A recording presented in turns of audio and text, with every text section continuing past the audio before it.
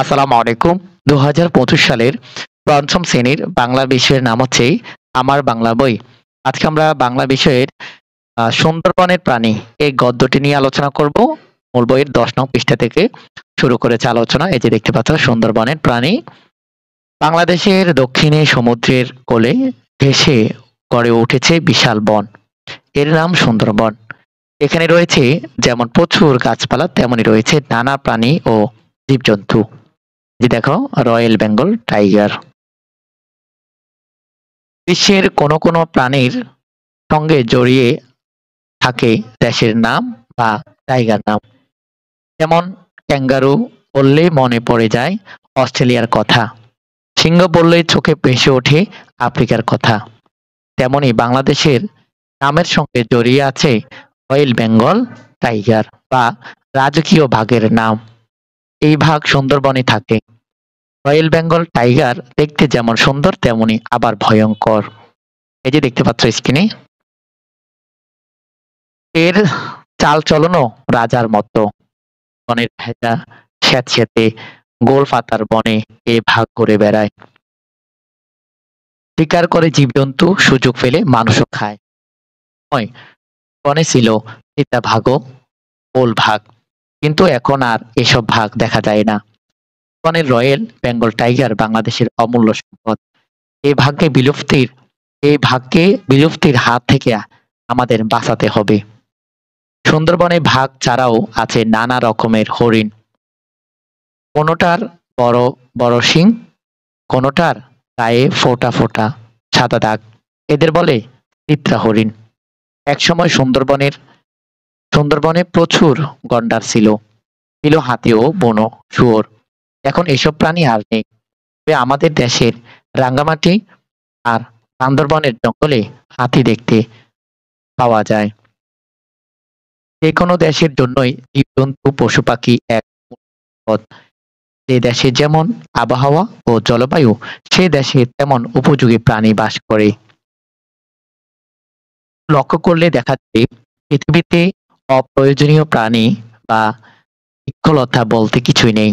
একসময় আমাদের দেশে প্রচুর শকুন দেখা যেত। এরা উড়ে বেড়াতো আকাশের অনেক উপর দিয়ে, বাসা করত গাছের ডালে। মানুষের পক্ষে যা ক্ষতিকর সেই সব আবর্জনা শকুন খেত এবং পরিবেশকে পরিচ্ছন্ন রাখত। শকুন দেখতে সুন্দর নয়, তবে মানুষের অনেক উপকার করে। কিন্তু শকুন এখন বাংলাদেশে বিলুপ্ত প্রায় পাখি। প্রাণী বনলতা সব পশু পাখি ও জন্তু প্রাকৃতিক পরিবেশের সঙ্গে মিলেমিশে থাকে। এদের ধ্বংস করতে নেই। ধ্বংস করলে নেমে আসে নানা বিপর্যয়, বন্যা। এরপরে নিচে দেখো এখানে এই যে সীতা হরিণ এগুলোকে বলা হয় এটা চিত্রা হরিণ আর কি। এরপর নিচে আসো এই যে গন্ডার, এই যে গন্ডার এখন কম পাওয়া যায়। এরপর হাতি, হ্যাঁ বান্দরবনের দিকে রয়েছে। এরপরে শকুন, এই যে শকুন বিলুপ্তি প্রায়। এরপরে বুনো শুয়োর দেখতে পাচ্ছ স্ক্রিনে। মদন টাক, হ্যাঁ এগুলো এখন বিলুপ্তি প্রায়। এই যে এরপরে এখান থেকে আসো, এই যে এখানে বলা হয়েছে ধ্বংস করলে নেমে আসে নানা বিপর্যয়, বন্যা, খরা। এই যে এখান থেকে এরপরে এই যে খরা, জ্বর ইত্যাদি। অতীতে সুন্দরবন আরো অনেক বড় ছিল। আমরা সুন্দরবনের অনেক ক্ষতি করেছি। ফলে সুন্দরবনের অনেক প্রাণী বিলুপ্ত হয়ে গেছে। যেসব প্রাণী আছে তাদের বিলুপ্তির হাত থেকে বাঁচাতে হবে। ঘূর্ণিঝড় বা ঘূর্ণিঝড় ও জলোচ্ছ্বাস থেকে সুন্দরবন আমাদের রক্ষা করে। তাই সুন্দরবনকেও আমাদের রক্ষা করতে হবে। এই ছিল তোমাদের আলোচনা। এবার দেখো এখানে শব্দ অর্থ আছে, এরপরে শূন্যস্থান পূরণ, এরপরে আছে প্রাণী গুলো চিনে নেই। এই যে দেখো এখানে ক্যাঙ্গারু। ক্যাঙ্গারু কি? একমাত্র অস্ট্রেলিয়াতে পাওয়া যায় এমন একটি প্রাণী। এদের পা ৪টি, কিন্তু পেছনে ২ পা বড় আর সামনে ২ পা ছোট। এর ফলে অন্যান্য চতুষ্পদ প্রাণীর মতো এরা হাঁটা চলা করে না। পেছনে ২ পা ভর দিয়ে লাফিয়ে লাফিয়ে হাঁটে, লাফিয়ে লাফিয়ে চলে। ক্যাঙ্গারু তার বুকের নিচে থাকা থলিতে বাচ্চা রাখে। এবার চিতাবাঘ কি দেখো?